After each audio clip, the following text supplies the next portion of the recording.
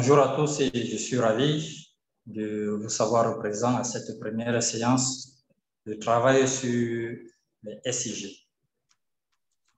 Comme Madame Letussa l'a dit tout à l'heure, je suis Negan Armel Dimitri, cartographe et analyste spatial.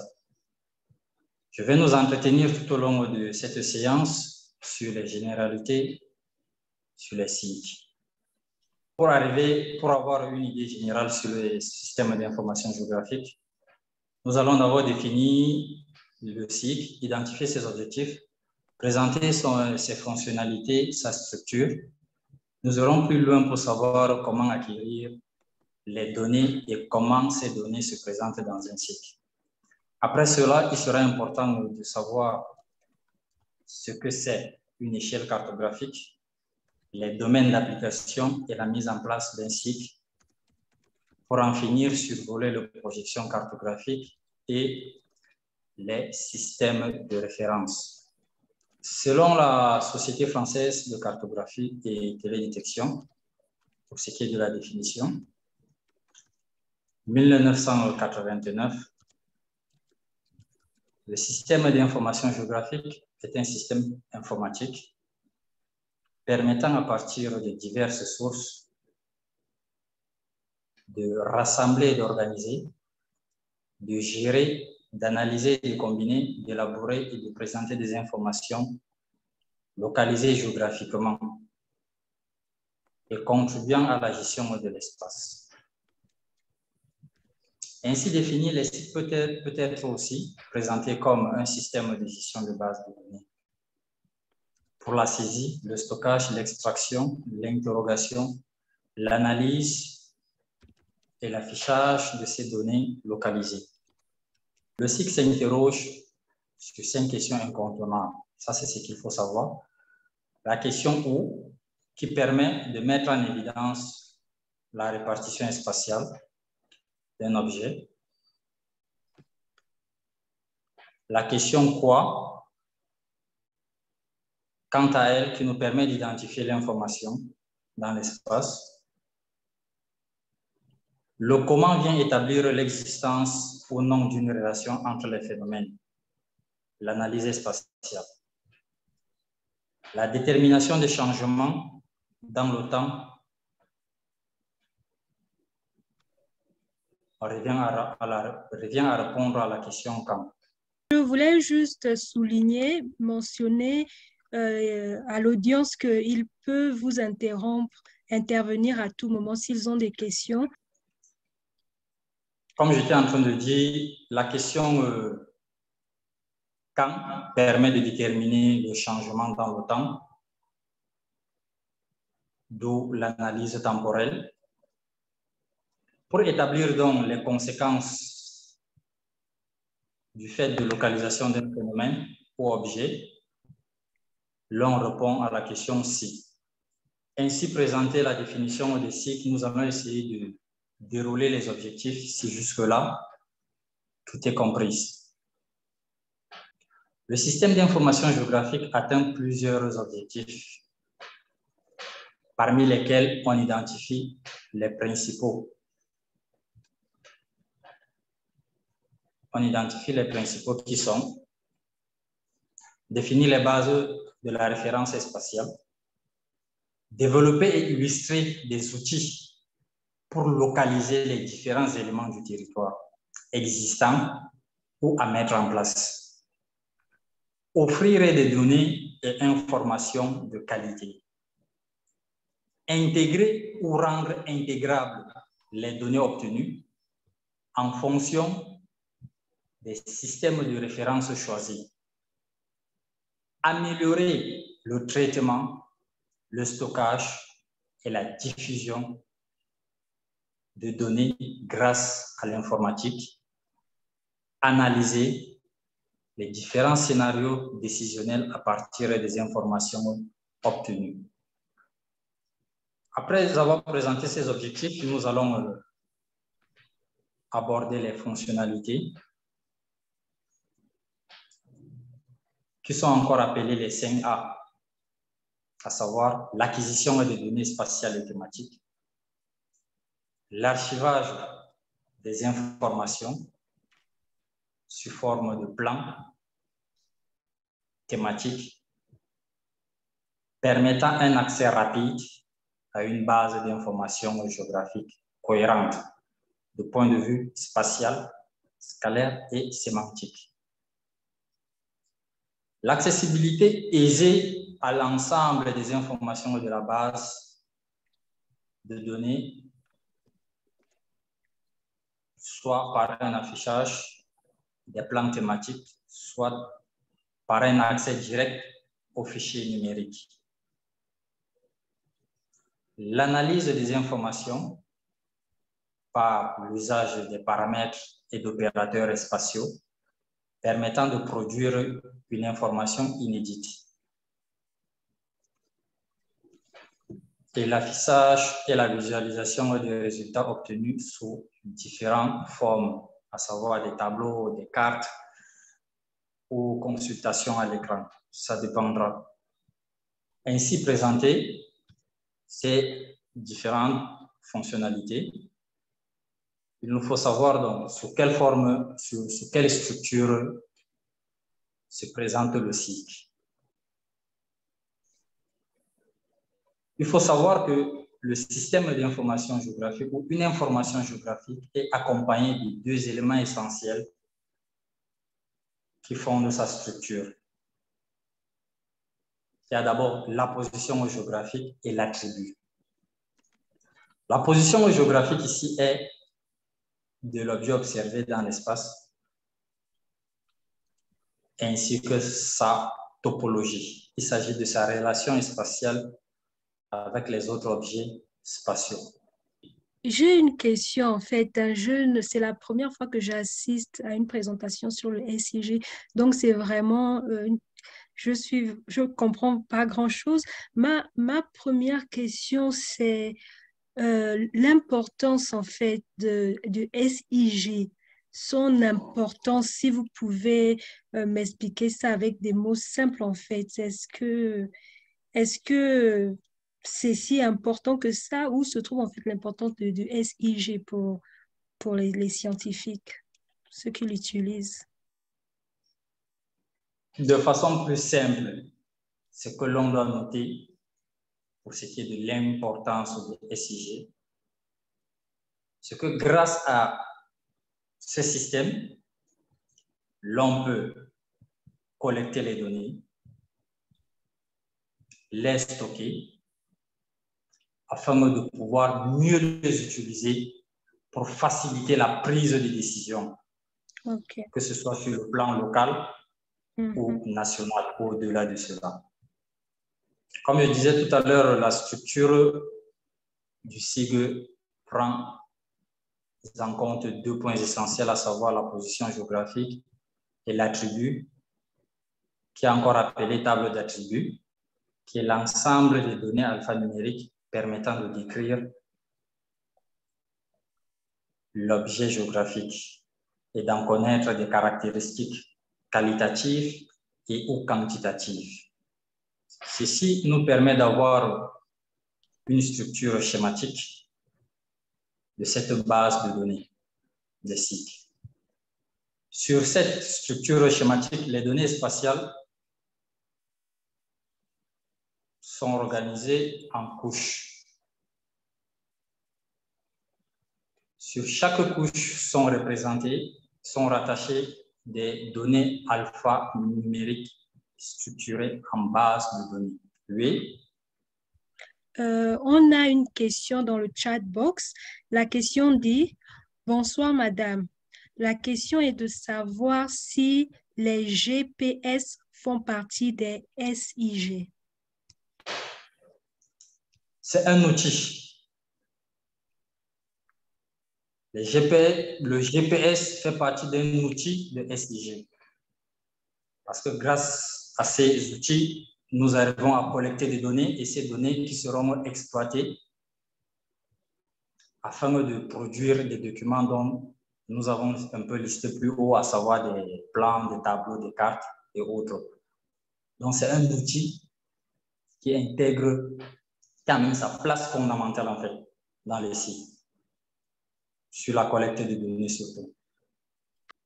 Comme je t'ai de disance donc, cette représentation montre comment est structurée des informations géographiques dans une base de données. Et ces données structurées peuvent être acquises par plusieurs procédés différents.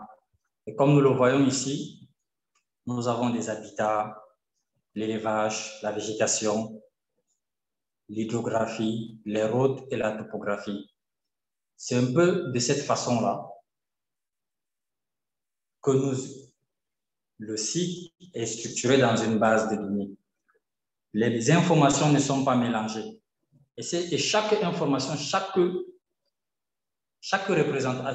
information géolocalisée sur le terrain est accompagnée donc de cet attribut-là, alphanumérique, qui peut donner le nom de l'information géolocalisée. Ça peut donner d'autres informations telles que son importance, ça peut être une superficie, ça peut être une distance, en tout cas, toute information utile permettant de mieux comprendre l'élément géolocalisé sur le terrain. Parce que sur le terrain, on prend juste un point avec notre outil GPS, par exemple, dont le camarade vient de poser la question.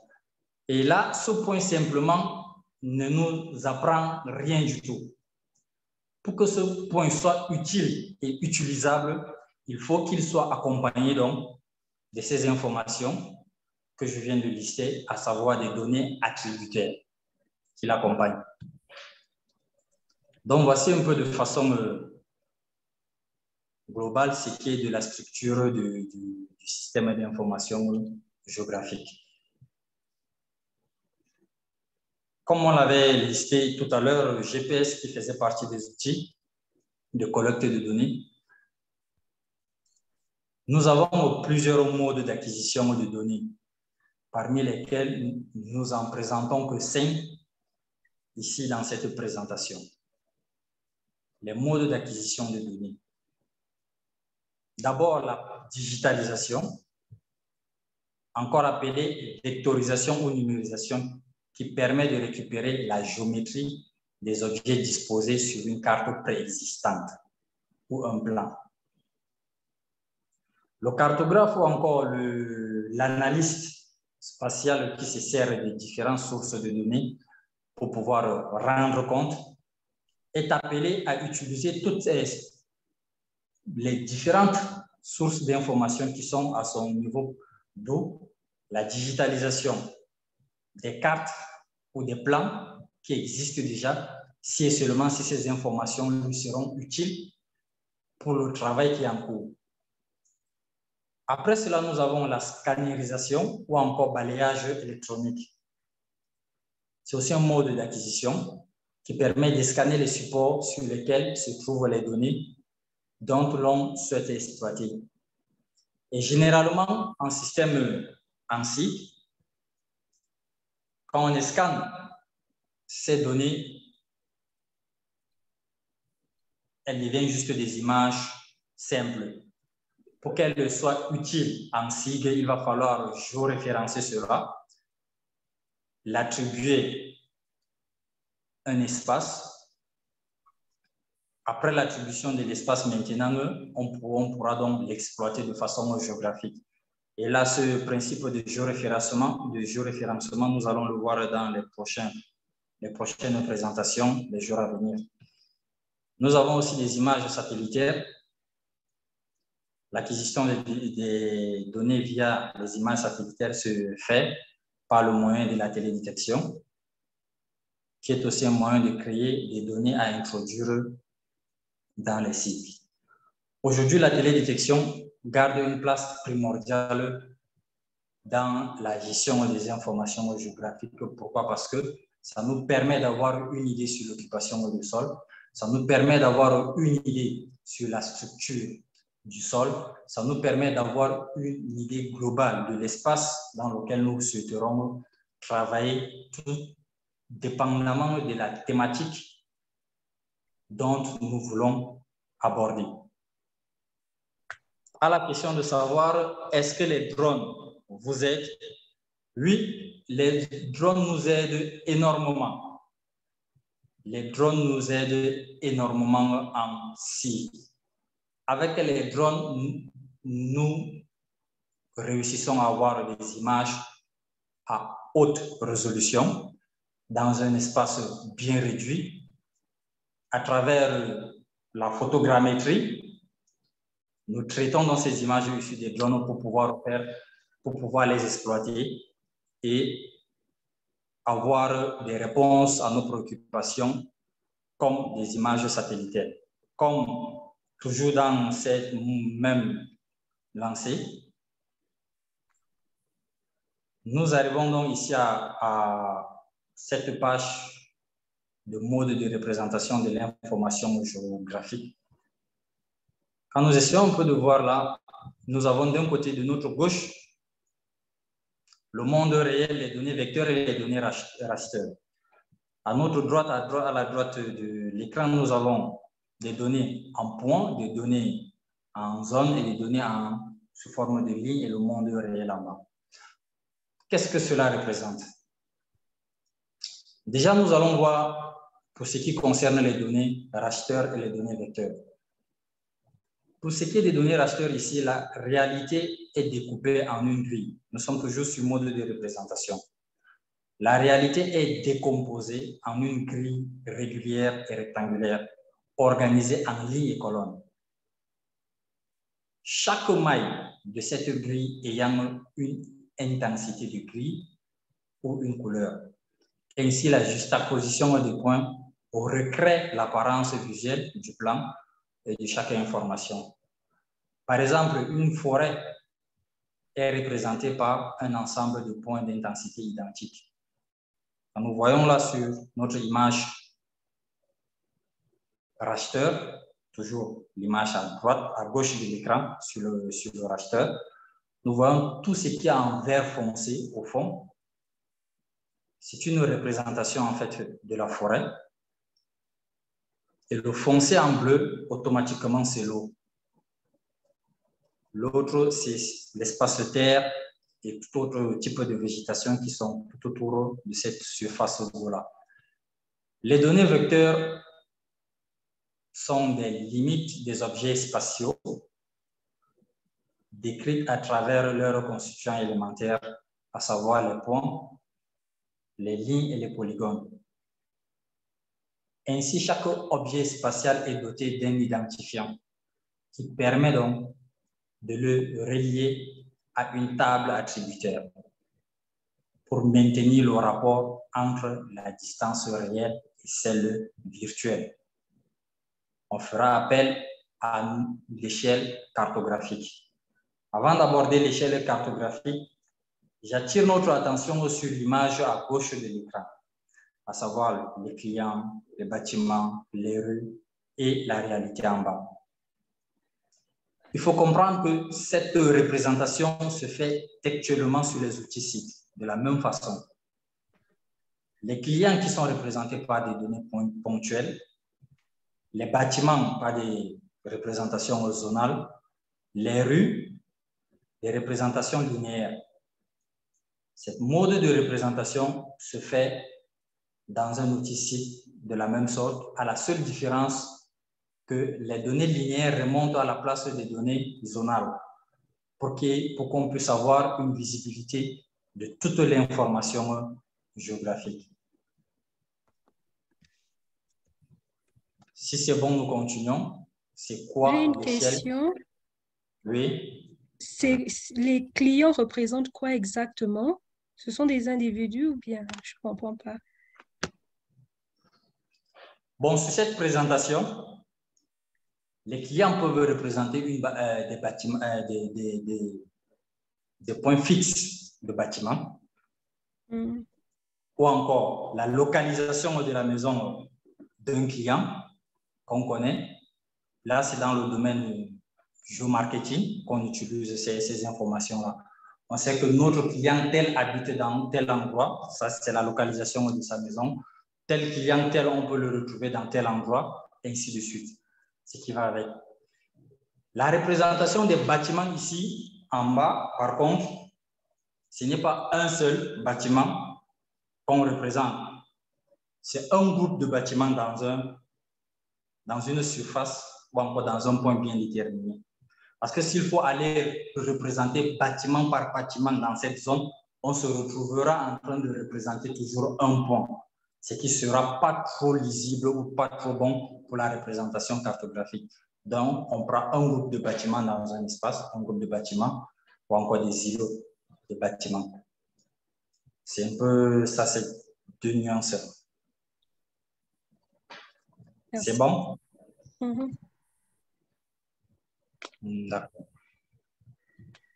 Nous allons donc passer à ce qu'on entend par l'échelle. L'échelle, la notion d'échelle. On entend par échelle cartographique le rapport entre la distance mesurée sur la carte et cette distance mesurée sur le terrain. Ainsi, on distingue deux modes de représentation d'échelle. Sur ces fonds, nous voyons des exemples pratiques des images satellitales et ces images classifiées. Ici, c'est une image de la zone du parc national de Senaora. Et juste là, en bas, image classifiée, c'est cette image qui a été classifiée déjà pour pouvoir mener une étude plus précise. À savoir, ce qui nous intéresse là, c'est la végétation. On va voir est-ce qu'il y a eu changement au niveau de la végétation après avoir relocalisé le village qui était à l'intérieur du parc. D'où ce travail, d'où le but de ce travail.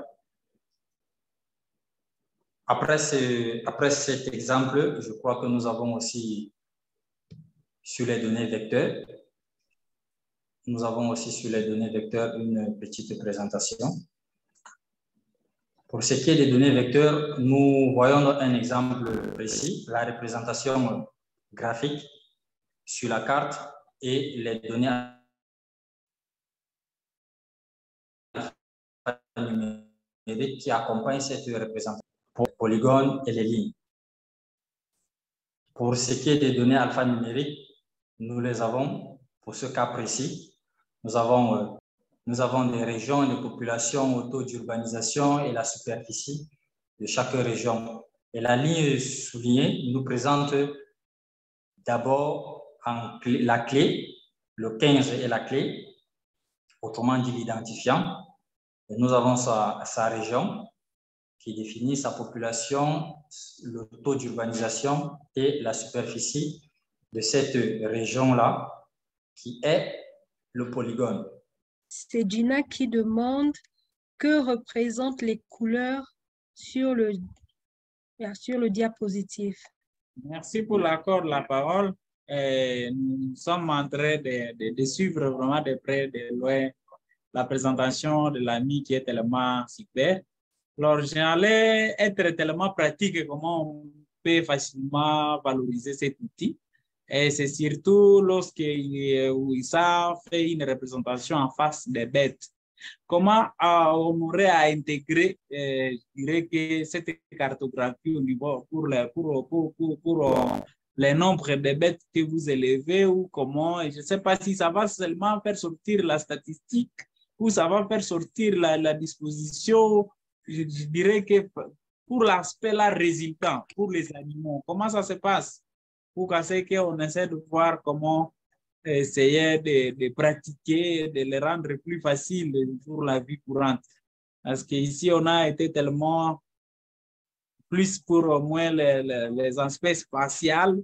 Alors, pour les bêtes, par exemple, on a vu la cartographie pour les immeubles, ça va au moins faire allusion à des données statistiques par rapport au JPRS. Alors, par rapport aux bêtes, comme ils sont sur les mêmes liés, même endroit, comment cet outil allait au moins faciliter? Est-ce la statistique ou seulement sur base de la géolocalisation? Est-ce possible que je puisse vous demander si la session est limitée à des groupes ou seulement on peut l'ouvrir à tout le monde pour pouvoir au moins partager ces différentes expériences, parce que je trouve que c'est tellement une super formation. Et si on pouvait aussi peut-être faire participer nos collègues ça pouvait peut-être faciliter mieux quand c'est qu'on puisse valoriser d'avance ces différentes compétences et connaissances qu'on est en train d'apprendre à partir de ces grandes plateformes. Oui, oui, évidemment. S'il vous plaît, sentez-vous libre de partager le lien quand vous le recevez. C'est tout à fait OK. Partagez le lien quand vous le recevez à vos collègues, à vos parents, à vos amis. Tous ceux qui sont intéressés par le sujet sont la bienvenue. Il y avait une question tout à l'heure là, que j'étais en train de vouloir répondre et puis ma connexion est partie. Oui, il y avait une question. La question venait de Gina et il y a d'autres questions qui sont arrivées quand vous vous êtes déconnecté. La question de Gina, c'était de savoir ce que les couleurs représentent. Et les autres questions vont suivre après votre réponse. Ce que les couleurs représentent sur la carte déjà classifiée ou la carte à classifier? L'image satellitale ou l'image déjà classifiée? Je crois qu'il s'agit des deux images. OK. Déjà sur l'image satellitale, ici, il s'agit d'une composite colorée. Cette composite colorée nous permet d'identifier, d'avoir déjà une représentation de la végétation. Comme j'étais en train de dire, sur l'image satellitale, nous avons fait une composite colorée pour avoir la représentation de la végétation afin d'extraire ces informations-là pour notre cartographie. Dans cette composite colorée, tout ce que vous voyez en rouge de façon générale, c'est la végétation. Tout ce qui est en rouge de façon générale, c'est la végétation. Maintenant, cette végétation varie en fonction de l'intensité de couleur, de plus forte à plus faible. Jusque-là, on est ensemble? Oui, oui, on vous suit, c'est parfait. D'accord. De plus forte à plus faible. Dans le cas du parc national de Sénaora, le rouge vif représente les forêts galeries. Ça représente les forêts galeries. Et c'est ce qui a été représenté dans l'image classifiée. Maintenant, les rouges non vifs représentent tout autre type de végétation. Maintenant, pour le classifier encore avec une bonne précision, il faut les joindre aux données collectées sur le terrain. Données déjà collectées sur le terrain pour savoir qu'ici, exactement, c'est tel type de végétation, c'est telle savane, de l'autre côté, c'est telle savane. Mais dans notre cas de classification, on a juste représenté la forêt galerie avec la savane boisée. Quelques rares, vous allez trouver des savanes arborées, là, sur cette image. Tout ce qui est représenté maintenant en blanc, vous allez voir clair comme la lumière. Ici, déjà, de façon générale, dans les sites, c'est soit les sols nus ou soit des habitations. Maintenant, il va falloir faire une comparaison. Il faut être très vigilant pour identifier exactement les sols nus et les habitations. Pour le faire, on fait souvent appel à Google Earth avec des images plus précises, autant pour moi, pour pouvoir faire cette distinction-là, afin de ne pas se tromper de la classification qu'on est en train de faire. Ajouté à cela, nous pouvons aussi retrouver des champs, des zones, des terres cultivées. Des terres cultivées qui pourraient se confondre aux terres nues.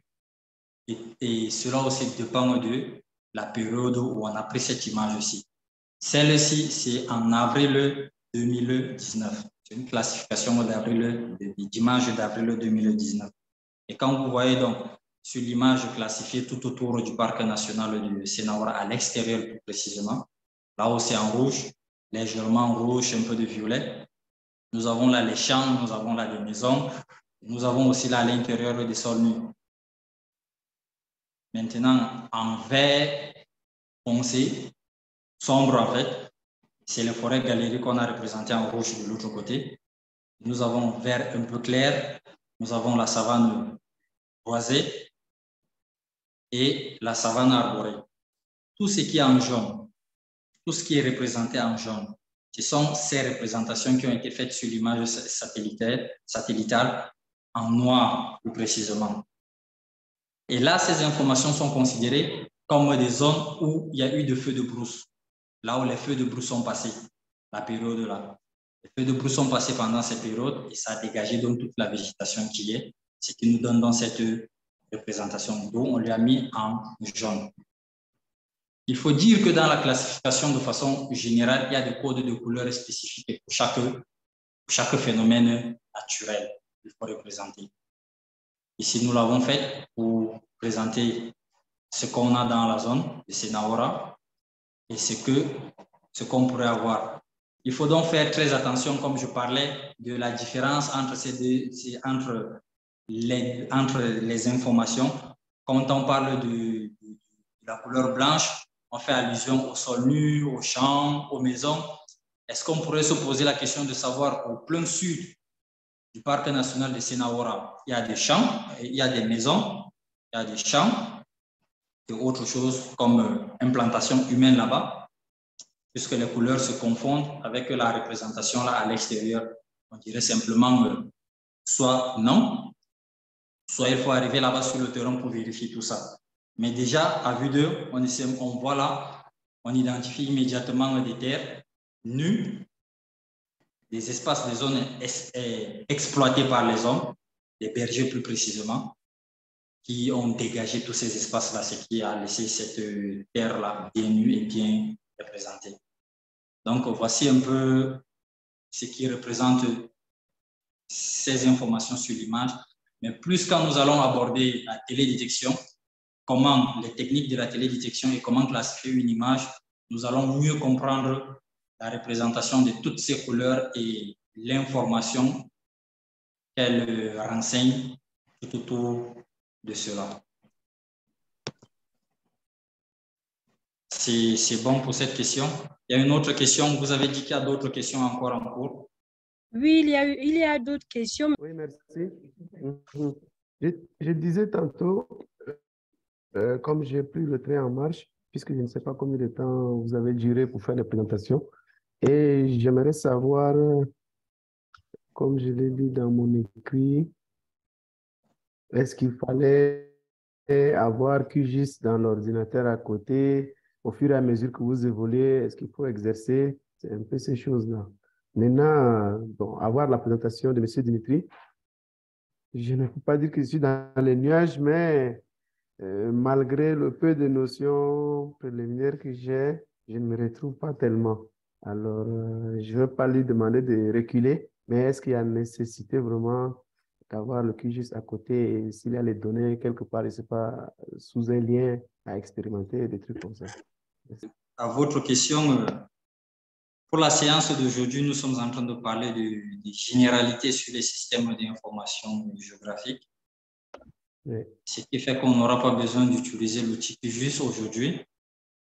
Par contre, les séances à venir, à partir de la séance prochaine, nous allons attaquer la notion de cartographie et la présentation de l'outil QGIS pour continuer une fois avec quelques applications pratiques afin de mieux comprendre. Pourquoi il faut d'abord passer par les généralités de cycle? Parce que lors des séances pratiques, il y a certains termes que nous allons utiliser. Il y a certains termes que nous allons utiliser et certaines pratiques que nous allons exercer et qu'il faut d'abord connaître d'emblée la notion de base qui accompagne tous ces éléments-là. Qui accompagne tous ces éléments-là, qui est à savoir le système d'information géographique de façon générale. Est-ce que c'est une échelle? Comment faire la différence, le rapport entre la représentation réelle et la représentation virtuelle, entre guillemets, sur une carte? Comment calculer ces distances sur la carte et le transmettre immédiatement sur le terrain? Tout ça, ce sont des choses qu'on le fera, mais il faut qu'on ait déjà à l'avance les notions essentielles pour mieux démarrer cette présentation. Parce qu'on risquerait de se retrouver en train de recevoir des questions qui sont censées être présentées déjà ici. Je ne sais pas si je réponds à votre préoccupation. Exactement. Oui. D'accord. OK. Dimitri, il y a Michael qui est de retour.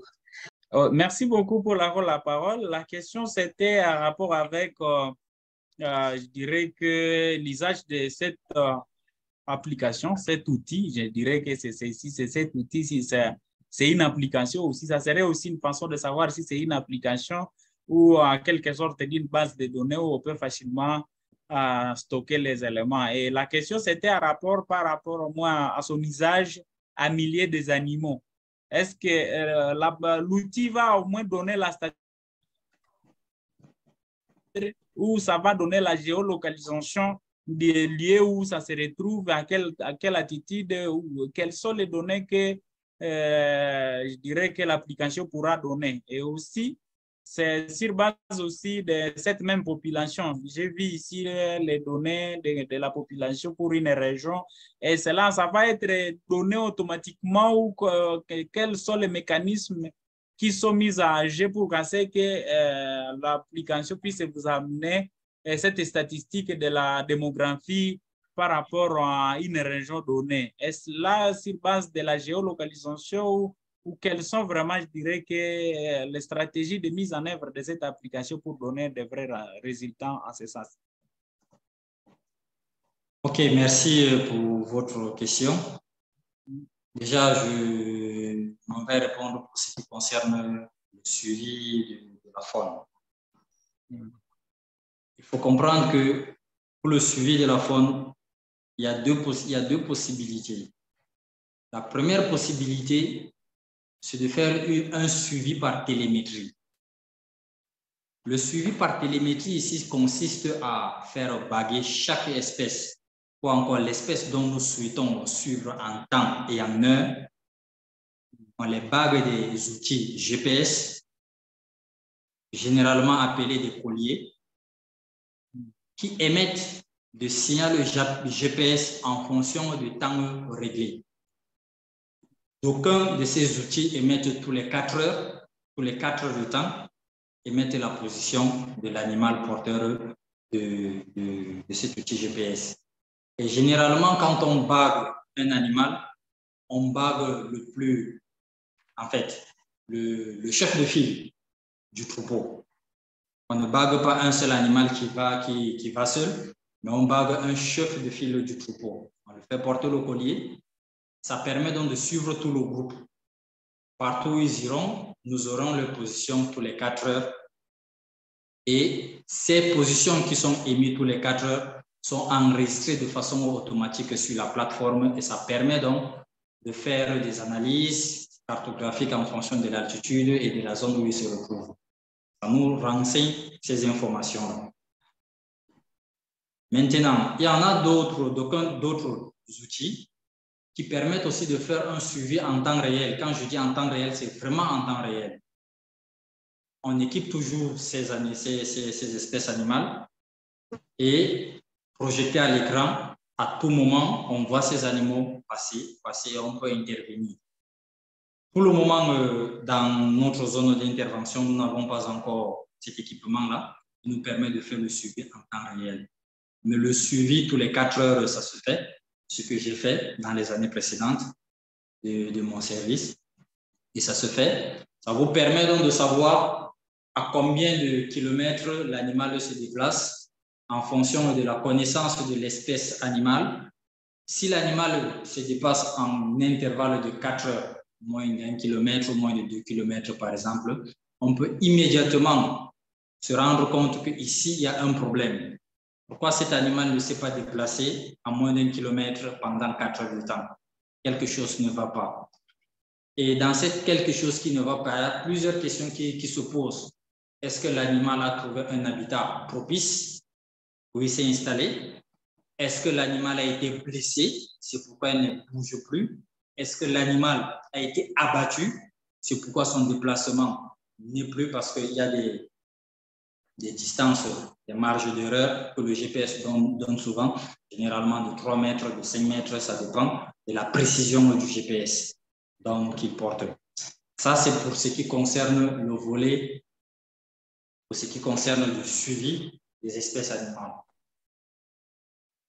Je vais ajouter à ce suivi des espèces animales qu'aujourd'hui, la technologie qui est en train de se développer pour faciliter le suivi en utilisant juste la carte de chaleur de ces animaux-là. Et là, il y a des images spécifiques à cela. Des images bien spécifiques qui nous permettent de faire ce travail, à savoir des images spot qu'on peut utiliser facilement pour faire la représentation des cartes de chaleur, mais choses encore difficiles. Pour le moment, ce n'est pas toujours au point. Les experts, plus experts en ce domaine, s'y attellent pour mettre en place ces outils-là. Maintenant, pour ce qui est de la population dont vous avez vu représentée dans le tableau, ici, cette population n'est pas, on n'a pas ce chiffre à travers l'outil de télédétection ou encore à travers autre chose. La seule façon d'avoir ces données, c'est soit de faire des inventaires, des études d'inventaire, pardon, de recensement en fait, excusez, inventaire c'est beaucoup plus dans la faune, de recensement, c'est de faire des recensements sur le terrain pour avoir ces données-là. Maintenant, si l'entreprise ou encore si le commanditaire de l'étude n'a pas assez de moyens pour pouvoir faire du recensement de la localité ou de la région souhaitée, on peut passer dans les communes, les centres de santé et les hôpitaux pour se contenter des données archivées afin d'estimer la population existante dans la région pour nous faciliter de faire le travail. Et cette population, on la rattache donc à la référence spatiale qui est la région en question, comme je l'avais expliqué précédemment, que toute information est accompagnée de sa référence géographique et l'attribut. Voici donc un peu de façon générale comment se procède pour avoir ces données et pour les mettre en application jusqu'à ce niveau-ci. Il y a une question dans le chat box qui vient de Michael. Il demande comment accéder à cet outil. Il dit que c'est vraiment super. Comment y accéder? À quel outil exactement? Outil pour le suivi de la faune ou outil SIC de façon générale? Oui, c'est vraiment l'outil en général qui est tellement impressionnant et qu'on aurait besoin qu'à ce qu'on puisse essayer de voir comment ça va nous aider parce que je l'ai contextualisé sur les plans même pratiques où on peut mettre au moins, on essaie d'enregistrer dans cet outil au moins le nombre de riches qu'on a et que lorsqu'on pouvait chaque fois voir, donc faire suivi, on peut facilement se servir de cet outil-là pour au moins une gestion rationnelle. Alors c'est de là que je me dis, apparemment, on peut facilement apprendre beaucoup d'autres choses à partir de cet outil en général. Je ne sais pas s'il y a des modalités ou pratiques qui se passent, mais si c'est accès à tout le monde, ça pouvait vraiment nous être utile en fait à ce qu'on s'approprie ces outils.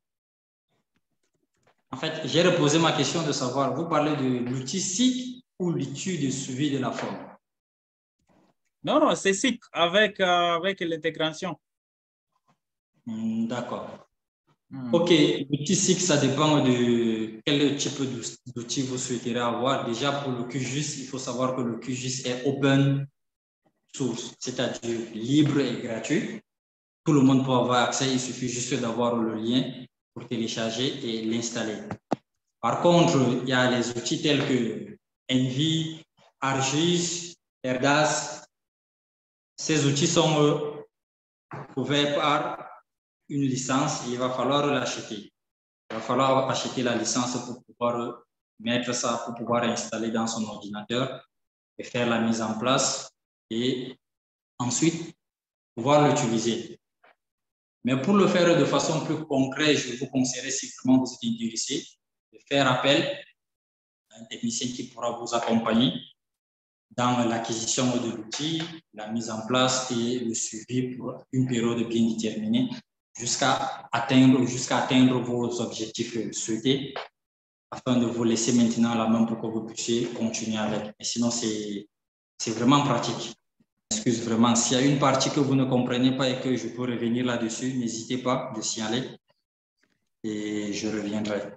Là, nous avons la présentation d'un exemple des données vecteurs, comme on l'expliquait tout à l'heure, à savoir les données ponctuelles. De points en fait. Les points ici peuvent représenter plusieurs informations possibles. Ça peut être un individu, ça peut être une information telle que la maison, précisément la maison de quelqu'un. Ça peut être, je ne sais pas trop, un centre de santé, ça peut être en tout cas toute autre information que nous souhaiterons représenter de façon individuelle. Mais sauf qu'il faut faire très attention là au niveau de ces représentations. Parce qu'il y en a d'autres informations telles que les bâtiments qu'on a pris, que j'ai pris le cas tout à l'heure. Ici, on a représenté un groupe de bâtiments dans une zone. Mais maintenant, quand je veux représenter une seule maison parmi tous ces bâtiments, je mets le point. Et ce point peut être un petit triangle, ça peut être un cercle, ça peut être un carré, un losange, tout dépend. Mais je le représente comme je l'entends, avec ces différents figurés-là. Et dans l'analyse spatiale, ou encore l'analyse des flux, plus la taille de ces figurés augmente, ou on augmente plus la taille et plus l'information est aussi capitale ou encore importante. Nous allons les voir beaucoup plus dans la phase pratique pour les séances prochaines. Ici, il est question de comprendre, d'identifier ces différents types de représentation des données vecteurs. Nous avons aussi les données en ligne. Pour les données en ligne, nous avons des routes, nous avons des cours d'eau, nous avons des courbes de niveau qu'on peut représenter en ligne. Et les données zonales peuvent être des régions, des sous-régions, des villages, des localités de façon globale, ou encore des différents bâtis qu'on peut localiser, ou encore une délimitation d'une information dans une zone précise. Voici un peu pour ce qui concerne l'exemple des données vecteurs. Est-ce qu'on peut passer à la suite? Après nous avoir identifié ces deux types d'informations, deux types de données, à savoir données vecteurs et données racheteurs, nous allons présenter ce que c'est l'échelle. On entend par échelle cartographique le rapport entre la distance mesurée sur la carte et cette distance mesurée sur le terrain réel. Ainsi, nous distinguons deux modes de représentation, à savoir l'échelle numérique et l'échelle graphique. L'échelle numérique est un rapport entre la distance sur la carte et la distance réelle sur le terrain. Elle est toujours sous la forme d'une fraction. Par l'exemple de 1 sur 200 millièmes, 1 sur 200 millièmes toujours, ou 1 cm sur la carte représente 200 000 cm sur le terrain, ou encore 2 mm sur le terrain, ou encore 2 km sur le terrain. Il faut savoir que la lecture de l'échelle, c'est comme je viens de le faire, 1 sur 200 millièmes. On peut avoir des échelles 1 sur 5 millièmes, ou 1 sur 50 millièmes, 1 sur 10 millièmes, 1 sur 2 millièmes. Ça dépend maintenant de l'échelle de notre représentation. Maintenant, pour ce qui est de l'échelle linéaire ou graphique, c'est une ligne graduée qui porte l'indication de distance réelle. Elle est très souvent utilisée parce qu'elle permet d'estimer rapidement des distances réelles. Qu'elle soit numérique ou graphique, on continue. Qu'elle soit numérique ou graphique, elle est subdivisée en 3 catégories, à savoir les grandes échelles, les échelles moyennes et les petites échelles. Les grandes échelles sont caractérisées par une petite portion d'espace et se situent entre 1 sur 20 millièmes et 1 sur 50 millièmes. Attention, je répète.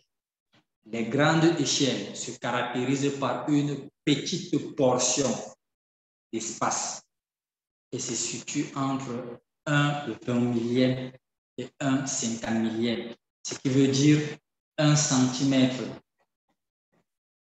sur la carte est sensiblement égal à 20 mètres, moins de 20 mètres sur le terrain. Et 50 millièmes aussi, moins de 50 mètres sur le terrain. Si c'est noté et c'est compris, je veux passer à l'échelle moyenne, qui est située entre 1 sur 50 millièmes et 1 sur 500 millièmes. Là, nous sommes à moins de 50 cm ou à 50 cm, 50 mètres pardon, environ sur le terrain, à 5 km sur le terrain, 50 mètres sur le terrain à 5 km sur le terrain. Et nous avons des petites échelles qui caractérisent une grande portion d'espace et qui est située entre 1 500 millième et 1 millionième. Ici, nous partons déjà un truc de 5 km à 10 km. Là, la vue de prise est plus élevée. La vue de prise est plus élevée sur les petites échelles. Là, notre capteur est un peu plus haut. Ça nous donne une représentation de 5 km environ à 10 km de la zone à couvrir sur 1 cm. Donc, voici un peu pour ce qui concerne l'échelle cartographique, ce qui concerne cette représentation cartographique des échelles.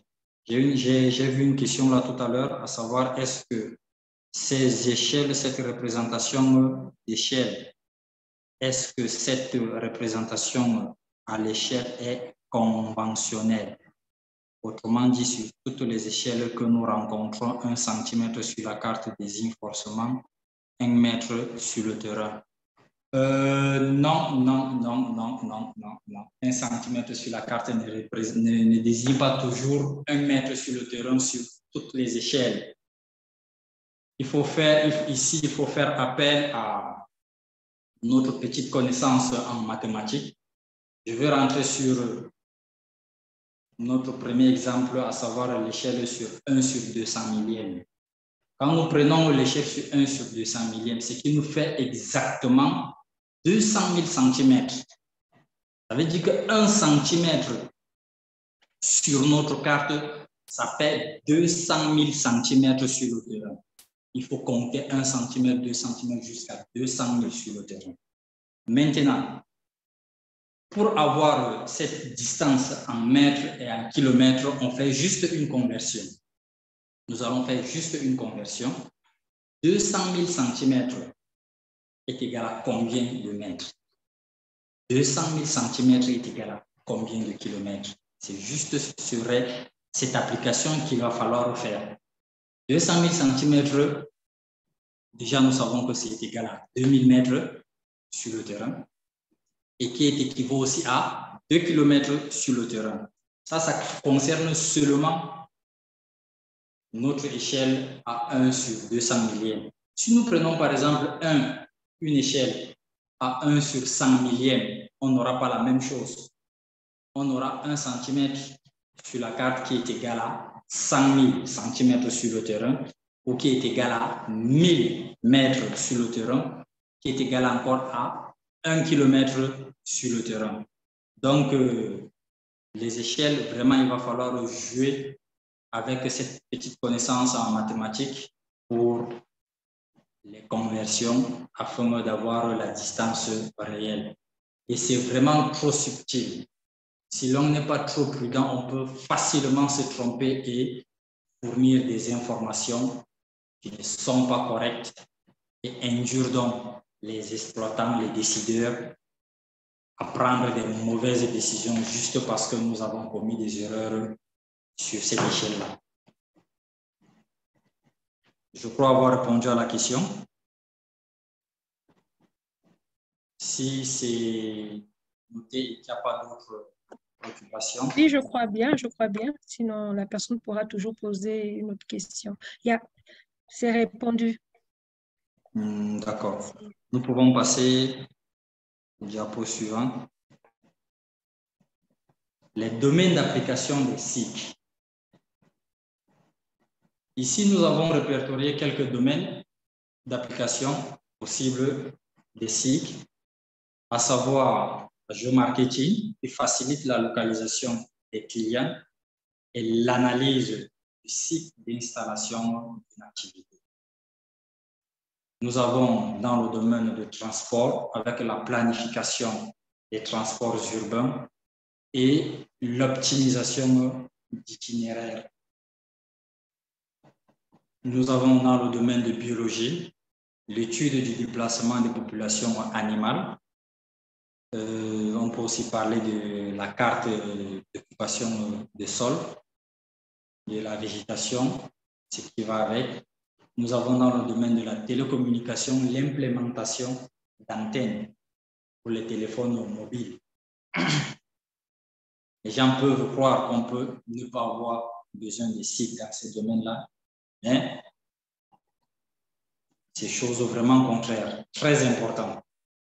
On peut aussi utiliser les sites dans les domaines d'études d'impact, que ce soit une étude d'impact environnemental ou étude d'évaluation d'une activité qui s'est déjà produite ou réalisée sur le terrain et on va avoir des résultats. On peut utiliser des sites pour faire ces études-là. Tout comme le tourisme, la gestion des infrastructures, des itinéraires touristiques. En cartographie thématique et en topographie, nous utilisons des sites aussi en aménagement du territoire urbain et rural. Aussi, dans la protection civile, gestion et prévention des catastrophes, en géologie, nous pouvons utiliser des sites pour des prospections minières et aussi d'autres domaines qui peuvent ou qui ne sont pas répertoriés là, tel que le cas de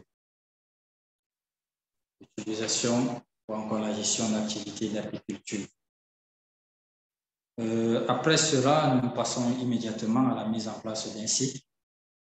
Pour mettre en place un site, il nous faut d'abord identifier les différentes sources de collecte de données que l'on aura besoin.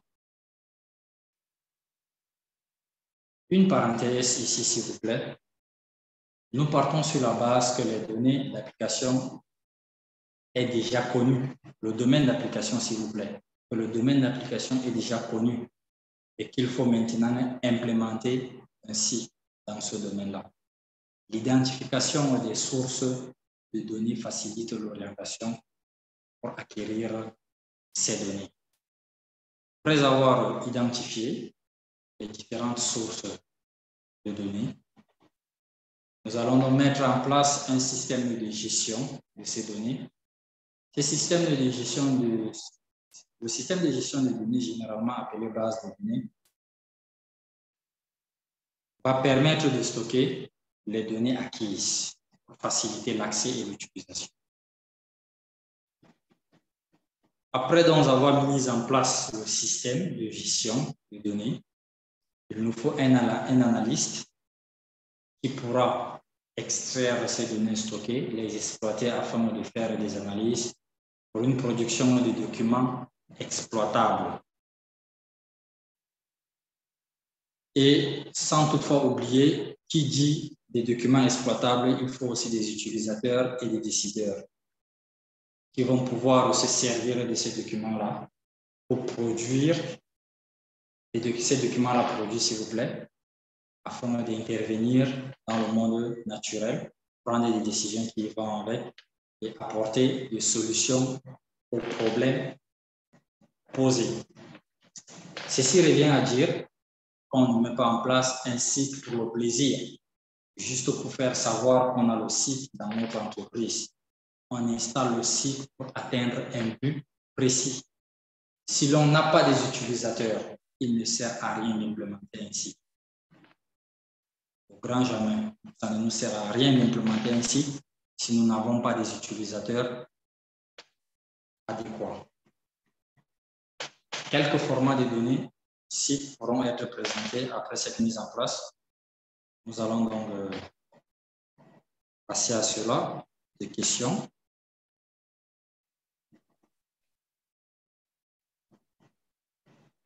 Quelques données. Oui, Non, je dis apparemment, non, pas de question. d'accord. Quelques formats de données SIC.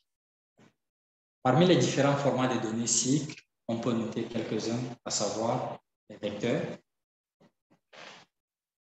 Parmi les vecteurs, nous avons des formats Shefai, des formats MapInfo, à savoir des TAP, MIF, formats d'échange, ou encore ArtInfo. Le GML, Geographic Markup Language, est aussi utilisé. Et ces différents types de formats-là que nous venons de lister sont interchangeables entre les différents outils SIC qu'on peut utiliser, à savoir QGIS, MapInfo, ArcGIS ou encore, je ne sais, ce qu'on peut lister, même le logiciel NV Global Mapper. Pour des formats racheteurs, nous avons les JPJ, les formats JPW, les TIFF, les PNG, que nous n'avons pas pu lister ici. Aussi des données ASCII qui est différent des ASCII gris ici. Un type de format à part. Il va falloir aussi faire attention. Et généralement, ces données, quand on les reçoit, il faut directement les ouvrir avec l'outil ici. Elles sont différentes de nos formats PNJ, JPEG et TIFF, qu'on peut facilement double-cliquer sur ça et essayer un peu d'avoir la vue. ASCII et ASCII gris et CIR sont vraiment différentes à ça. Après, oui. Nous avons aussi des types de formats de base de données géographiques, à savoir les géodatabases, qui sont aussi des données ESIR. Et nous utilisons, c'est possible d'en utiliser aussi PostgreSQL et PostGIS ensemble, combinés, pour pouvoir mettre en place une base de données. À défaut de cela, on passe par la base de données habituelle que nous avons et SQLite plus Spatialite qui sont aussi utilisés. Et nous avons aussi quelques utilitaires de conversion. Ces utilitaires de conversion nous permettent de passer d'une base d'un type de données à une autre afin d'être utilisé facilement dans QGIS ou encore d'être utilisé sur Envy ou encore Global Mapper. On parle de GDAL, OGR, c'est une librairie libre qu'on peut le rencontrer dans QGIS. Toutes les fois qu'on veut exporter une donnée, cette librairie nous propose déjà de changer une fois l'extension de notre format, utilisant que ce soit des données GPX ou autres. On les rencontre aussi dans ArcGIS ou encore MapInfo avec quelques formats d'exportation pour les racheteurs Sheffield KML et traducteurs universels sur MapInfo. Projection cartographique et système de référence. Projection cartographique et système de référence spatiale. On entend par projection en cycle la méthode mathématique qui permet de mettre sur un support plat la Terre. En outre, c'est une opération qui consiste à passer de la surface de la Terre en 3 dimensions à une surface plane en 2 dimensions. Cette opération nous permet de savoir que sans application des méthodes mathématiques, il nous est impossible de faire une représentation plane de la Terre. Ainsi, avant de définir et appliquer une projection à la Terre, il faut déterminer la forme de la Terre. La Terre, il nous faut déterminer la forme de la Terre. Il faut savoir que la Terre n'a pas une forme mathématiquement parfaite, car nous notons un aplatissement équatorial et accompagné d'altitudes variables. Pour déterminer donc exactement un point sur la surface de la Terre, il nécessite l'utilisation de la surface de référence qui est mathématiquement simple, qui approche au mieux le volume terrestre de le géoïde. C'est quoi le géoïde? Nous disons que c'est la surface sur laquelle la force de gravité de la masse terrestre est la même en tout point et se rapproche le plus de la forme de la Terre. La surface moyenne, par contre, des océans prolongés sur les continents a longtemps donc servi à approcher le géoïde. Quand nous voyons donc sur ces deux images, nous avons l'impression, quand nous essayons de voir sur ces deux représentations, nous avons l'impression d'avoir de deux côtés la planète Terre. Sauf qu'il y a une différence entre les deux. Quand on voit à gauche, nous avons le géoïde à gauche et à droite, la planète Terre globalement. Et selon la définition du géoïde, cette surface permet donc d'avoir le même niveau un peu partout sur le globe. Et c'est cette surface-là qui permet, c'est à partir de cette surface-là que certains prélèvements peuvent déjà se faire, à savoir l'altitude par exemple. L'altitude peut déjà se prélever à partir de notre surface géoïde qui n'est que une masse terrestre et qui n'a pas sensiblement le même point. Ainsi, nous allons donc passer du géoïde à l'ellipsoïde. Après avoir défini précédemment le géoïde, on entend l'ellipsoïde comme la surface mathématiquement simple qui se rapproche le plus du géoïde et sur laquelle chaque point peut être défini par des coordonnées géographiques. Sachant que la Terre est à peu près sphérique, il est donc impossible d'en représenter l'image sur une surface plane, comme une feuille de papier ou un écran sans déformation. Pour mettre à plat cette sphère, il faut faire appel à la méthode mathématique adéquate, la projection.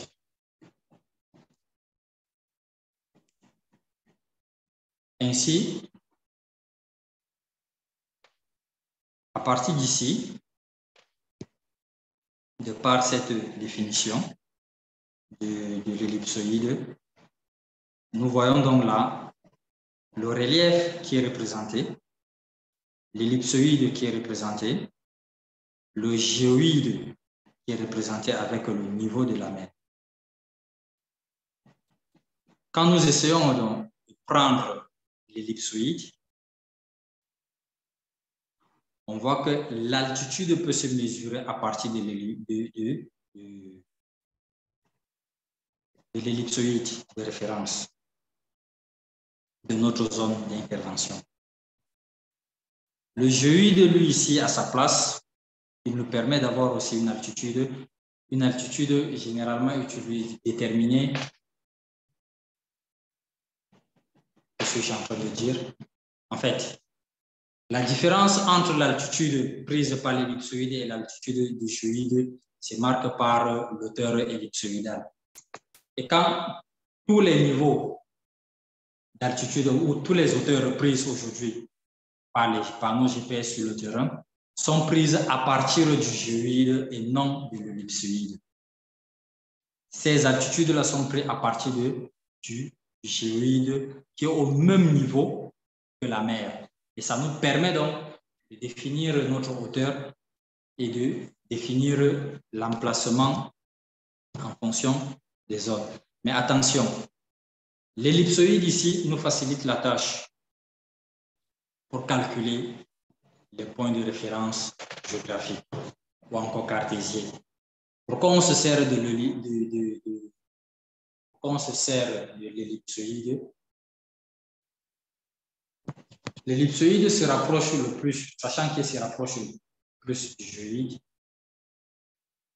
et cet espace parfaitement adapté pour l'identification ou encore pour la prise des coordonnées géographiques.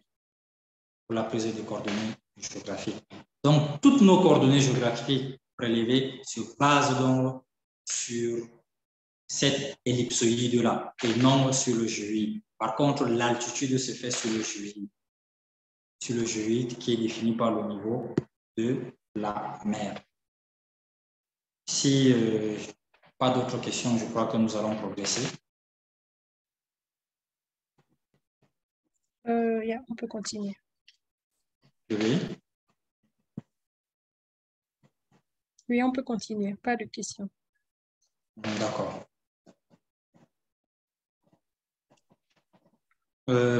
Après avoir présenté la définition de la présentation de la Terre et aussi le géoïde et l'ellipsoïde, ceci nous amène immédiatement à identifier quelques types de projections possibles qui nous permettront, ou encore qui permettent et facilitent l'usage ou encore le travail des systèmes d'information géographique. Ces projections sont regroupées en projection conique, projection azimutale et projection cylindrique. Identifier les différentes projections possibles. L'identification des différentes projections possibles ici se fait soit par ce qui permet d'avoir une carte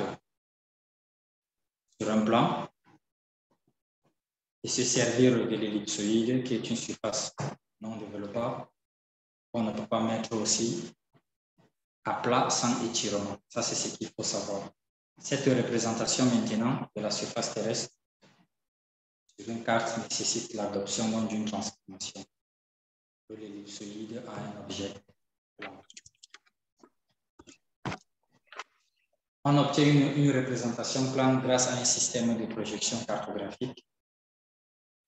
Et le système de projection cartographique est décrit par les caractéristiques suivantes. Cette surface peut être azimutale. Cette surface peut être azimutale. La surface de référence est un plan. Elle peut être cylindrique avec une surface de référence de forme d'un cylindre ou encore conique avec une surface de référence, un cône ou un trône de cône. Donc, la projection peut être aussi décrite par l'aspect du système de projection. Il s'agit de la position de la surface de projection. La surface de projection peut être directe ou polaire. Le pivot ici est l'un des pôles. Elle peut être transverse ou méridienne. Le pivot est un point d'équateur dans ce cas. Je répète. Si la surface de projection est directe ou polaire, le pivot reste un pôle. Elle peut être transverse ou méridien. Ici, c'est le cas d'un pivot qui est pris sur un point à l'équateur. Ou aussi, cette surface de projection peut être oblique lorsque le pivot est pris autrement que sur les deux cas. Et nous le constatons ici dans notre premier cas, direct ou polaire, nous constatons que nos pivots sont pris directement à partir de l'équateur. Lorsque le pivot ici est transverse ou méridien, les pivots sont pris aussi de façon transverse ou à un point de l'équateur. Nous pouvons aussi voir sur cette présentation, sur cette image, d'autres cas autres que transverse et méridien ou direct polaire. Et dans ce cas, notre pivot peut être un peu partout. Peut-être horizontal, ça peut être oblique, ça peut être à partir des pôles, peut-être à partir de l'équateur, tout dépendra. Donc, à cela, c'est pas assez. C'est donc à partir de ces différents pivots-là, on peut avoir aussi l'aspect de notre représentation de vue de la Terre de façon globale sur l'image plane ou encore sur notre écran. aussi parler de la position du surface de développement. Cette position est dite tangente lorsque les déformations sont minimales à l'équateur sur un parallèle, comme si l'on projetait sur un canevas, qui peut être un cylindre, un cône ou à l'équateur. S'il vous plaît. Ici, on est en train de présenter donc la position de notre surface développable. Et quand nous essayons un peu de voir, cette position peut être séquente ou tangente. Ça dépend. Ça dépend de comment nous le faisons. Et il faut comprendre qu'avec l'outil QGIS, il suffit juste de choisir la projection qui va avec et tout le reste se fait de façon automatique parce que c'est déjà intégré dans l'application que nous allons utiliser pour faire notre projection. Nous n'aurons pas le temps ou encore nous n'aurons pas la peine de pouvoir faire toutes ces transformations-là à notre niveau. Avec un 2 clics, juste choisir la projection qui va avec et puis juste faire son travail et vous donne le rendu en fonction de la projection demandée. Et comme on a dit, cette position est dite séquente lorsque les déformations sont minimales autour des parallèles. La nature des altérations ici. Comme on l'a si bien dit, aucune représentation de la Terre sur un plan ou encore en 2 dimensions ne peut se passer sans qu'il y ait une altération au niveau de la Terre. Et cette altération peut atteindre, peut apporter des modifications à la direction, par exemple, ou encore au niveau des distances, ou encore les surfaces même peuvent être déformées. Quand on parle de direction ici, l'orientation de la planète après la projection. La distance ici, la mesure de la distance réelle sur la Terre peut-être ne sera pas exactement la même que ce que nous aurons sur la représentation cartographique. C'est pourquoi ici on parle de précision. C'est pourquoi on parle de précision, comme par exemple lors de collecte de données avec le GPS. Il faut vraiment être très méticuleux parce que si la précision n'est pas très bonne, on peut avoir un décalage d'ordre de 3 mètres, de 5 mètres, dépendamment seulement de l'outil utilisé et de sa qualité aussi. En dehors de ces natures d'altération, nous allons aussi voir les propriétés géométriques qui influent aussi sur le choix de ces projections. Les propriétés géométriques. Ici, les projections peuvent avoir plusieurs propriétés, à savoir des projections conformes, équivalentes ou encore afflectiques. La projection conforme conserve localement les angles, donc les formes. Cette propriété est utilisée pour la topographie et la géodésie. Ici, on parle de projection conforme ici, lorsqu'on veut conserver la forme réelle de la zone représentée sur notre application. Parce qu'il est possible d'apporter, de déformer légèrement notre espace réel sur l'application, sur notre outil ici, et maintenir les distances réelles sur le terrain, sur notre outil ici. Il faut vraiment faire attention à ces 2 particularités. Maintenant, la projection afflective vient donc comme un stabilisateur entre les deux types de projection, de propriétés, que ce soit conforme ou équivalente. Afflective vient s'installer là comme stabilisateur. Et là, lorsque nous nous retrouvons donc dans ce type de projection, notre représentation ne sera ni conforme ni équivalente. Et généralement, en outil SIG, on parle ici de projection à la volée.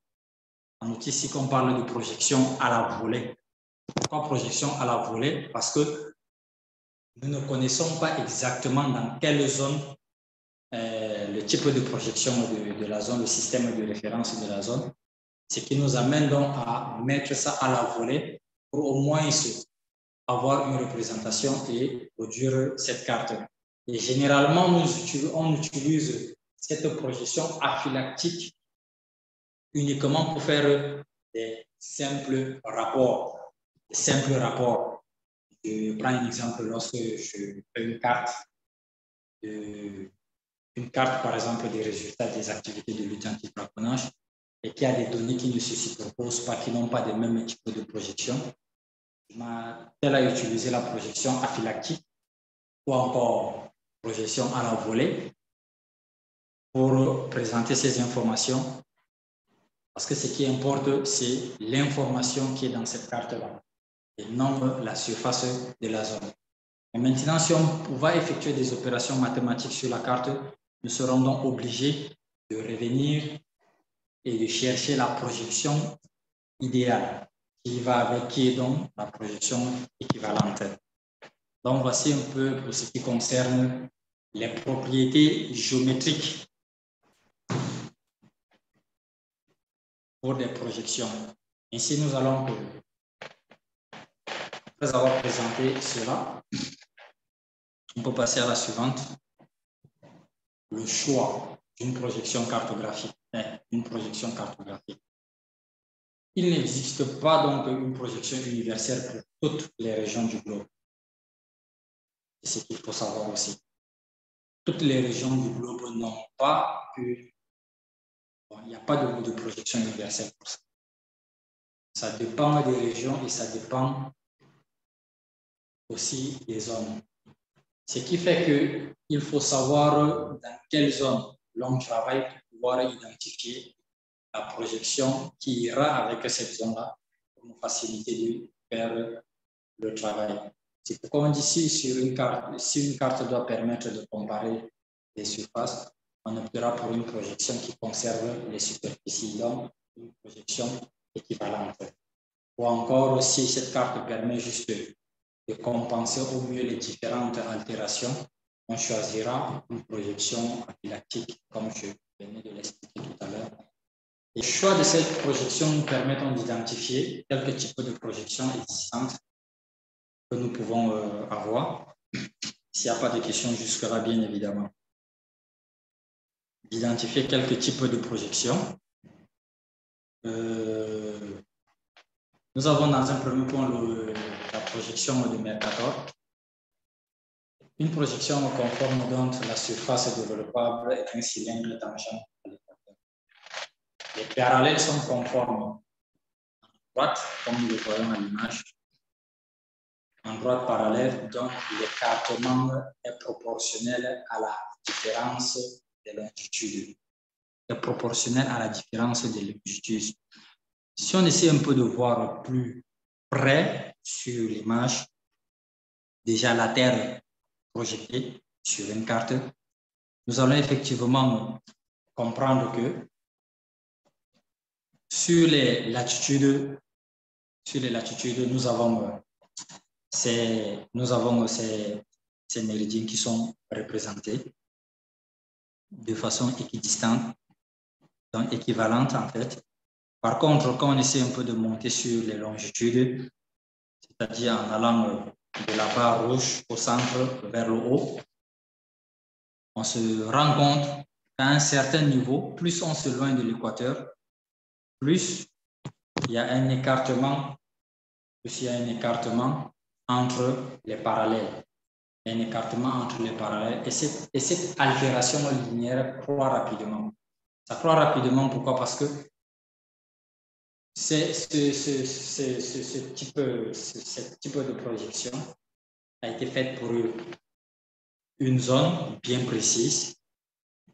Et du coup, lorsqu'on s'écarte de la zone, on constate donc cette altération, cette modification, et on n'aura pas du coup une précision plus en allant vers le nord ou encore plus en allant vers le sud de l'équateur.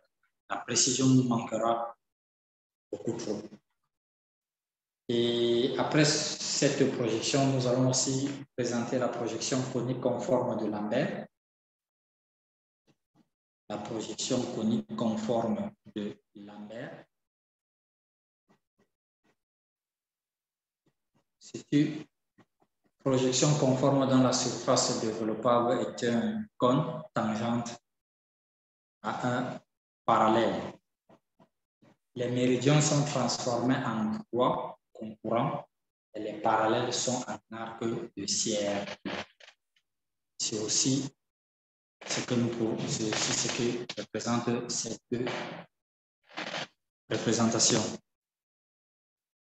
Ici, tout à l'heure, on a vu au niveau de Mercator, plus on monte vers les pôles, il y a des altérations. Par contre, au niveau de Lambert, c'est un changement automatique, ce qui concerne des parallèles.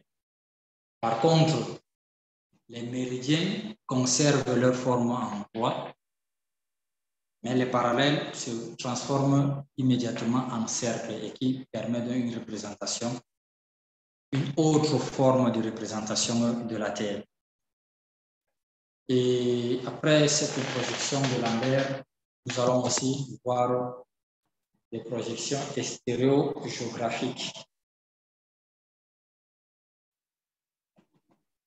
Elle est une projection conforme dans la surface développable et un plan tangente au pôle nord au sud. Ici, le centre de projection est aux antipodes du point tangente. Ici, quand on parle d'antipodes, ici est diamétralement opposé en fait. Le centre de projection est diamétralement opposé au point de tangente. Donc, ça, c'est aussi un type de projection qui est utilisé dans la production cartographique et qui ne nous concerne pas beaucoup trop dans notre région et dans notre zone plus précisément. Pas trop utilisé en fait. On entend par système géodésique un système permettant d'exprimer les positions au voisinage de la Terre. C'est un système géodésique. Un système géodésique est un système qui permet d'exprimer les positions au voisinage de la Terre. Ainsi, les coordonnées géographiques dépendent des caractéristiques du système géodésique et plusieurs systèmes coexistent en raison de leurs dispositions légales, réglementaires ou historiques, de l'amélioration des techniques et des modèles, de l'élargissement de la zone d'application des techniques à la Terre. Il est donc obligatoire d'avoir des notions de géodésie si on est responsable de la création d'un système d'information géographique. Parmi ces systèmes existants, le système de coordonnées de référence qui est le plus utilisé dans les réalisations cartographiques. Dans ce système de coordonnées de référence, on note le système de coordonnées cartésiennes X, Y, Z, qui est beaucoup plus utilisé par les topographes, et le système de coordonnées géographiques, latitude et longitude, mise par nos outils GPS et autres lors de collecte de données à outils GPS. Ainsi, nous allons donc avoir quelques exemples de systèmes géodésiques. Si jusque-là, il n'y a pas de questions, pas de préoccupations. On est tous là? Oui, on est là. Il n'y a pas de nouvelles questions dans le chat box. D'accord. Nous allons aborder quelques exemples de systèmes géodésiques. Parmi ces systèmes géodésiques, nous avons des systèmes locaux et le système spatial. Pour les systèmes locaux, on peut noter la nouvelle triangulation de la France qui utilise l'ellipsoïde de Clark 1880. La nouvelle triangulation de la France qui utilise l'ellipsoïde de Clark de 1880 avec un point fondamental, croix du Panthéon.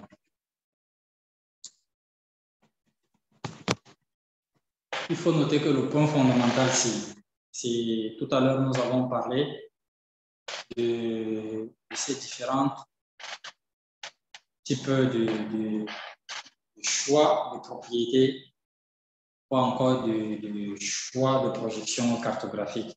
Et ces choix de projection cartographique est dépendamment des points, de notre point de prise en fait. C'est pourquoi on voit dans cet exemple l'ellipsoïde d'abord de Clark a été mise en place en 1980 et puis pour ce choix de projection de point fondamental, ils ont pris la croix du Panthéon. Nous avons aussi le système ARC50. Ces systèmes sont intégrés dans les outils que nous allons voir prochainement. Juste, précisément quand nous allons travailler avec Juste, nous allons essayer de revenir sur ces différents systèmes-là pour qu'on puisse comprendre mieux comment ils fonctionnent.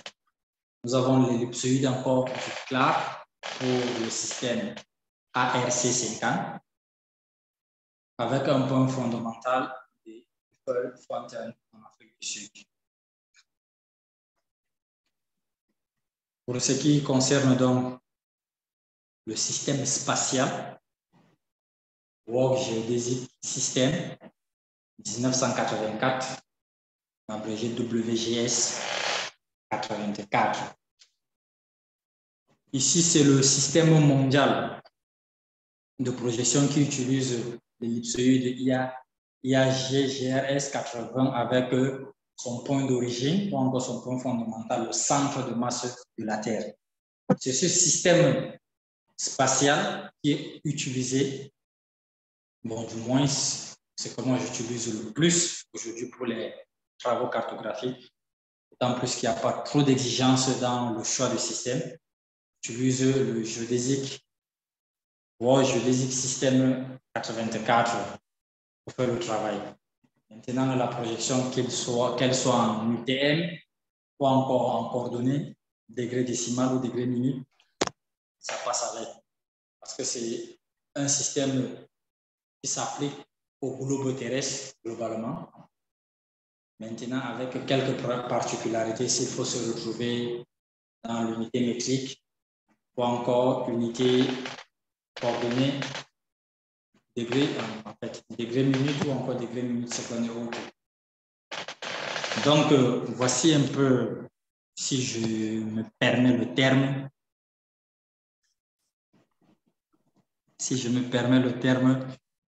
de façon ramassée, la présentation en système d'information géographique, et il me fallait absolument commencer par ce module-là avant d'aborder les choses un peu plus pratiques. Ainsi, après avoir fini donc cette séance, pour les séances prochaines, nous allons voir avec le module 1 l'identification de quelques notions cartographiques et prise en main de l'outil QGIS. On va aussi aborder l'intégration avec le module 2, l'intégration des données dans le site. Le module 3 qui va prendre l'analyse spatiale et thématique. Le module 4, la mise en page, et l'exportation des cartes réalisées sur le site. Vraiment que merci. Merci pour l'accord de la parole et nous avons suivi avec intérêt avec l'ami collaborateur au niveau du bureau et il peut poser aussi sa question comme nous nous sommes servis de la même machine. Merci, merci beaucoup. J'aimerais juste savoir, oui, bien sûr, vous parliez de notions sur les GIS. J'aimerais juste, j'ai un problème surtout dans le fait des géoréférencements surtout. Je ne sais pas si les géoréférencements, ça peut se passer comment, surtout dans votre cas des GIS. Par exemple, lorsque j'ai une station dans laquelle j'ai travaillé, et puis je vais juste montrer le point là nous avons effectué le travail, et juste pour géoréférencer ça, ça serait mieux de me faire un peu une notion sur ça. Merci beaucoup. D'accord. Merci déjà pour la question. Et je m'en vais à me présenter à vous. Moi, c'est Megan Armel Dimitri. Pour répondre à votre question, le géoréférencement, déjà, il faut comprendre que quand on parle de géoréférencement, c'est d'attribuer une localisation à une information. C'est attribuer une localisation à une information. Je prends un exemple. Ici, on me dit, bon, OK, j'ai l'hôpital régional de la ville de Pala, qui est à 200 mètres de chez moi. Sauf que cet hôpital, je le connais de nom. Je sais seulement que c'est à 200 mètres de chez moi. Il faut que je lui donne un référencement. On peut me donner cet hôpital-là sur un plan qui n'a pas de coordonnées. Je prends ce coordonnées-là, je prends ce plan-là, je convertis en image. Le travail que je dois faire, il y a deux possibilités de faire ce travail. La première possibilité, c'est que je dois descendre sur le terrain avec mon outil GPS pour prélever la coordonnée de votre station, pour aller dans le sens de votre station, pour prélever la coordonnée de cette station. Je reviens intégrer ça dans mon système pour que demain, si jamais on me le demande, je puisse projeter de façon facile. Ça, c'est bon, ce travail nécessite un déplacement. Maintenant, le second, c'est d'utiliser l'application Google Earth. Si vous connaissez, vous maîtrisez vraiment la zone où vous avez implanté vous avez fait votre installation, vous ouvrez Google Earth, vous zoomez à la zone précisément. D'abord le pays, la région, s'il y en a, si c'est découpé en province, vous découpez jusqu'à arriver à la zone où vous avez implémenté votre station. C'est possible d'avoir une vue directe de cet outil si cette station est grande, si elle a la taille, par exemple, d'un bâti, ou encore si c'est confondu à un cours d'eau. Bon, à vous de voir. À vous de voir comment cette information a été implantée sur le terrain. À partir de Google Earth maintenant, vous pouvez donc ajouter l'outil point qui permet de localiser une information sur l'image. En prenant dans cet outil, vous pointez sur l'emplacement. Après avoir planté sur l'emplacement, vous aurez immédiatement les coordonnées que vous pouvez prélever et l'intégrer dans votre base de données du système d'information qui va vous permettre de l'utiliser prochainement ou d'enregistrer même immédiatement cette information sur Google Earth et pouvoir le représenter un jour à qui veut le savoir. Voici un peu les deux façons possibles de récupérer une information sur le terrain et de le faire présenter à un particulier ou un tiers. Mais quand on parle de géoréférencement dans sa globalité, ici en cartographie, nous faisons comme je viens de l'expliquer là. On nous donne une image simple, on nous demande de le géolocaliser. Il faut qu'on ait les coordonnées de cette zone. Tout part des coordonnées. Sans les coordonnées, vous ne pouvez rien. Et ces coordonnées, c'est ces deux façons-là que je viens de présenter. Soit vous descendez sur le terrain, ou soit vous utilisez Google Earth. Beaucoup plus on va sur le terrain parce qu'on va avoir une précision, mais on peut utiliser Google Earth lorsqu'on a aussi une bonne maîtrise d'utilisation de cet outil et une bonne maîtrise de se repérer sur cet outil-là. Merci. Moi, j'ai une question, hein? Allez-y. Moi, c'est vraiment le b.a.-ba, je ne comprends pas grand-chose. Je veux un peu plus comprendre sur l'ellipsoïde et le géoïde. La différence, est-ce que c'est un point qui est au même niveau et puis l'autre se trouve sur la terre et l'autre dans la mer ou au-dessus de la mer? Je ne comprends pas trop la différence. Je suis un peu confus dans ma réponse. D'accord. Déjà, il faut comprendre que l'ellipsoïde et le géoïde, les deux font partie intégrante de la planète Terre. C'est ce qu'il faut savoir. Et pour la définition, comme nous l'avons dit ici, pour l'ellipsoïde, c'est vraiment un espace physique, une surface en fait physique sur laquelle est difficile de déterminer un point. C'est comme, je ne sais pas comment l'expliquer, c'est comme vous prenez un verre d'eau, un verre rempli d'eau. Vous voyez, l'eau verte, c'est notre planète Terre. L'eau qui est à l'intérieur maintenant de ce verre est donc notre géoïde. Okay. Ça se confond donc à la Terre. C'est pourquoi même tout à l'heure, quand la présentation, tout à l'heure on disait que j'expliquais dans la présentation que les deux images ne sont pas les mêmes. On essaie un peu de voir de plus près. Les deux images ne sont pas les mêmes. Maintenant, on se sert donc de cette géoïde-là qui est à l'intérieur de cette eau-là pour pouvoir déterminer les coordonnées. Parce que c'est déjà une surface bien physique et connue. Ça nous permet donc de déterminer les coordonnées géographiques et autres.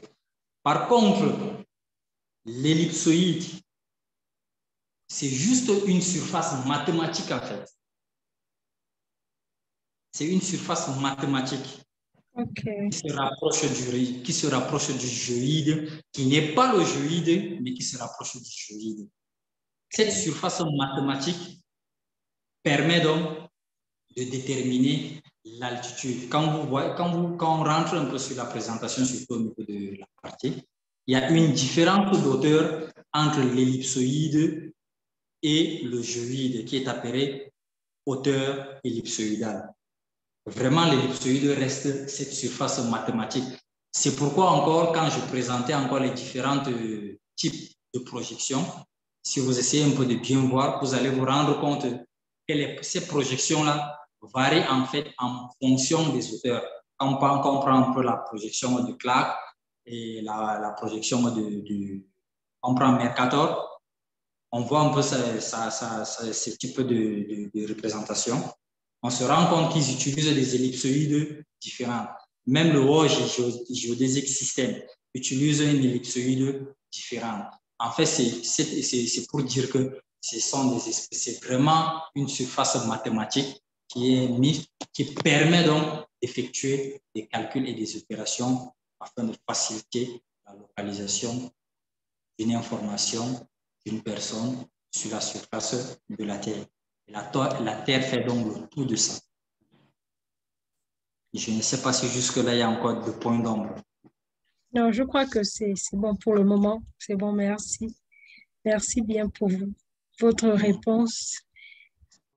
En fait, les questions, ça ne finira jamais, puisque, comme nous l'avions dit, c'est trop technique et on ne sera jamais lassé de poser des questions. Mais est-ce que nous aurons la possibilité d'avoir les supports pour essayer de regarder encore un peu, revivre en image ce que nous avons vu tout à l'heure?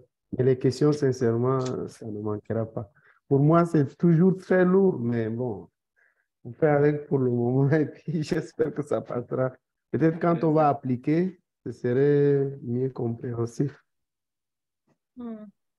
Ok, merci pour votre question. Cette présentation sera placée sur YouTube et donc vous aurez accès et on vous enverra à vous particulièrement, Monsieur Oussoubé, le lien YouTube dès que c'est fait, dès que c'est disponible sur YouTube. Peut-être s'il y a différentes versions, si possible, nous envoyer la version qu'il faut Oui. pour être sur la même longueur d'onde. Sinon, après, nous autres qui ne savons rien de tout ça, on sera perdus. Je vais partager tout ça dans le moment venu. En fait, il y en a plusieurs versions, même de 2.18 jusqu'à aujourd'hui, à 3.30 maintenant. Donc, on va commencer avec le 2.18. Oh, oui, c'est vraiment une grande satisfaction de notre côté lorsqu'on est en train de retrouver que c'est vraiment hyper plateforme qui permettra qu'à ce que nous puissions mettre à niveau nos différentes compétences. Et lorsque j'ai vu vraiment les thématiques, je me suis dit que les collègues avec qui nous travaillons, qui ont les mêmes réflexions dans ces domaines-là, ils pouvaient facilement capitaliser et peut-être rester en contact en permanence avec les techniciens pour qu'à ce qu'on puisse attirer plus profit et voir comment opérationnaliser au moins, je dirais, que cette formation sur terrain. Bonjour ou bien bonsoir à vous tous. Bonjour, bonsoir. Okay. Moi, je suis à minuit 45 ici, donc du coup, j'ai le sommeil qui me dérange et bon, je vous ai quand même regagné avec un peu de retard, mais ce que j'ai pu trouver, c'était un peu vraiment intéressant. Alors, moi, j'ai reçu le lien dans un groupe WhatsApp. J'étais intéressé du coup par le sujet. Mais là, je me demande, est-ce qu'il faut avoir une qualification requise pour suivre la suite voilà, du programme, quoi.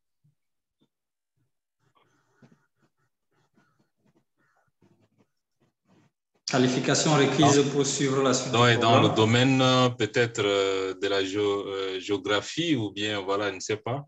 Parce que là, ça tourne trop autour du globe, alors. Ouais. Bon, déjà, tout dépend de votre sens de compréhension, mais il faut avoir une base en géographie, en mathématiques, en tout cas toute science physiques surtout, pas sciences humanitaires, telles que la médecine. Mais si vous sentez que vous avez cette capacité de mieux comprendre aussi un peu de mathématiques, un peu de physique, là, il n'y a pas de souci. On pourra s'en... Ok, sinon moi je suis un microbiologiste de base, donc comme j'étais un peu intéressé, j'ai voulu un peu diversifier mes connaissances et bon, on ne sait jamais. C'est déjà un bon début parce que je reçois souvent des stagiaires même ici au Tchad, au Parc national. Quelqu'un vient avec un bon thème, mais il n'a pas de base sur les systèmes d'information géographique. Et je reproche toujours ces étudiants vraiment en fait l'effort d'avoir ne serait-ce qu'un petit ordinateur pour apprendre les sites, parce que le domaine dans lequel vous faites, si vous avez une base en site, ça vous ouvre grandement les portes. Ça vous ouvre les portes. Parce que les petites classifications, les petites études que nous faisons ici, nous on utilise des connaissances générales. Or, vous êtes encore bien pointu dans votre domaine. Accompagné encore avec ces compétences-là, c'est une porte ouverte. D'accord, merci. Malheureusement, la situation de nos pays et tout ce qui va avec, c'est pas du tout facile. D'accord, vraiment. Donc voilà. Ok, bon, merci quand même. Je vous encourage de prendre part aux séances prochaines et si possible, peut-être même organiser des séances si vous voulez, de façon spéciale, ça dépendra de vous. Suivre le programme organisé par Share Scream Africa, faire autre programme, tout dépendra. En tout cas, vous allez voir comme le message, le numéro WhatsApp. D'accord, là, je vais vous laisser mon numéro WhatsApp tout de suite et bon, on restera en contact alors. D'accord, ça marche. Bien, merci et bonne soirée à tous. Merci. Merci, meilleur à vous. Merci. Allez-y, Monsieur Oussoubé. Oui, ok, merci. Je voudrais plaider auprès de M. Armel. Je suis de passage à Pala, parce que moi également, je ne suis pas sur place ces derniers temps. Je travaille avec une ONG, mon poste c'est précisément à Dourbali. Donc, j'ai jusqu'à la fin de la semaine. Est-ce que son calendrier est trop chargé? Parce que je vais profiter de la plateforme pour négocier, pourquoi pas un rendez-vous, puisque nous sommes dans la même ville, qu'il me donnerait quelques heures de son temps pour pourquoi pas essayer d'optimiser déjà les acquis. Parce que je suis en train d'étudier à IPD, Institut panafricain de développement, en environnement et gestion des ressources naturelles. Donc, pour moi, c'est capital de connaître vraiment ce logiciel.